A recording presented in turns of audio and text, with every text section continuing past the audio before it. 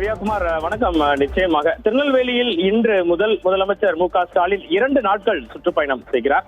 பொருணை அருங்காட்சியகத்தை 62 கோடி ரூபாய் செலவில் அமைக்கப்பட்டுள்ள பொருணை அருங்காட்சியகத்தை திறந்து வைக்கும் முதல்வர் 45,000 பேருக்கு நலத்திட்ட உதவிகளையும் வழங்குகிறார். 2000 போலீசார் பாதுகாப்புக்காக திருநெல்வேலி மாநகரம் முழுவதும் குவிக்கப்பட்டுள்ளனர். ட்ரோன்கள் பறக்க தடை விதிக்கப்பட்டுள்ளது. திருநெல்வேலி மாநகரமே விழா கோலம் பூண்டுள்ளது என்றே கூற வேண்டும்.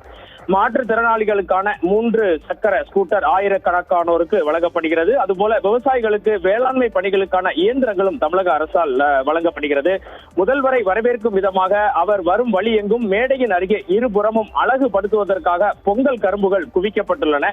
குவிக்கப்பட்ட பொங்கல் கரும்புகளால் பொங்கல் வந்துவிட்டதோ என தோன்றுகிறது. தமிழக சட்டம் ஒழுங்கு காவல்துறை கூடுதல் தலைமை இயக்குநர் டேவிட்சன் தேவாசீர்வாதம் தலைமையில் போலீசார் பாதுகாப்பு பணியில் ஈடுபட்டுள்ளனர். தென்மண்டல காவல்துறை தலைவர் ஐஜி பிரேமானந்த் சின்ஹா, திருநெல்வேலி சரக காவல்துறை துணை தலைவர் மற்றும் திருநெல்வேலி மாநகர காவல் ஆணையாளர் சந்தோஷ் ஹதிமணி தலைமையில் எஸ்பிக்கள், கூடுதல் எஸ்பிக்கள் என 2000 போலீசார் குவிக்கப்பட்டு பாதுகாப்பு அளிக்கப்பட்டு வருகிறது. இதற்கெல்லாம் மேலாக இன்று மாலை கிறிஸ்துமஸ் விழா, கிறிஸ்துமஸ் நல்லெண்ணெய் இயக்கத்தின் சார்பில் நடைபெறும் கிறிஸ்துமஸ் விழாவில் சுமார் 15,000 முதல் 20,000 பேர் கலந்து கொள்ளும் விழாவிலும் முதல்வர் கலந்து கொண்டு சிறப்பிக்கிறார். நாம் ஏற்கனவே குறிப்பிட்டது போல திருநெல்வேலி மாவட்டமே முதல்வரை வரவேற்க விழா கோலம் பூண்டுள்ளது என்றே கூற வேண்டும். சென்னையில் இருந்து இன்று காலை 11 மணி அளவில் விமானம் மூலம் புறப்படும் முதலமைச்சர் மு.க.ஸ்டாலின் தூத்துக்குடிக்கு வந்து அங்கிருந்து கார் மூலம் திருநெல்வேலிக்கு வருகிறார்.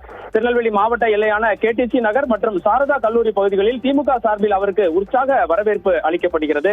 மதியம் வண்ணார்பேட்டை அரசு விருந்தினர் மாளிகையில் ஓய்வெடுக்கும் முதலமைச்சர் மாலை 6 மணி அளவில் பாளையங்கோட்டை சக்கரமாள்புரத்தில் நடைபெறும் பிரம்மாண்டமான கிறிஸ்துமஸ் பெருவிழாவில் பங்கேற்கிறார். திருநெல்வேலி, தூத்துக்குடி, கன்னியாகுமரி மற்றும் தென்காசி மாவட்டங்களில் இருந்து திரளான கிறிஸ்துவர்கள் அனைத்து தரப்பினரும் கலந்து கொள்கின்றனர். அதனைத் தொடர்ந்து ரெட்டியார்பட்டி மலைச்சாலையில் அமைக்கப்பட்டுள்ள பொருணை அருங்காட்சியகத்தை திறந்து வைக்கிறார்.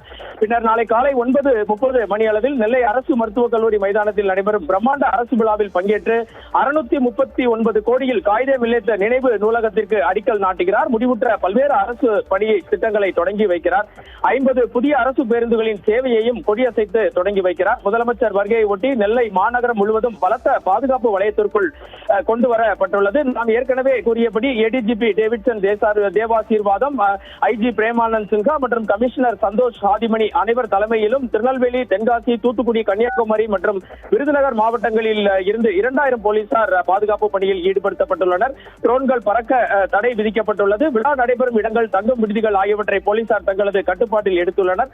நவீன கருவிகள் மற்றும் மோப்ப நாய்கள் உதவியுடன் தீவிர சோதனையிலும் ஈடுபட்டு வருகின்றனர். இறுதியாக 7 கிலோமீட்டர் தூரத்திற்கு முதலமைச்சர் வருகைக்காக வண்ணார்பேட்டை முதல் சக்கரமாள்புரம் வரை சுமார் 7 கிலோமீட்டர் தூரத்திற்கு சாலையின் இருபுறமும் திமுக கொடிகள் மற்றும் வரவேற்பு பேனர்கள் வைக்கப்பட்டுள்ளன. விழா நடைபெறும் பகுதியில் சுமார் 30,000 பேர் அமரும் வகையில் பிரம்மாண்ட பந்தல் அமைக்கப்பட்டுள்ளது. முதலமைச்சர் வந்து செல்லும் சாலைகள் அனைத்தும் சீரமைக்கப்பட்டு புது பொலிவுடன் காட்சி அளிக்கின்றன. திருநெல்வேலி மற்றும் தென் தமிழகத்தில் இருக்கும் அனைத்து பொதுமக்களும் முதல்வர் மு.க.ஸ்டாலினை வரவேற்க ஆயத்தமாகி விட்டார்கள் என்றே கூற வேண்டும்.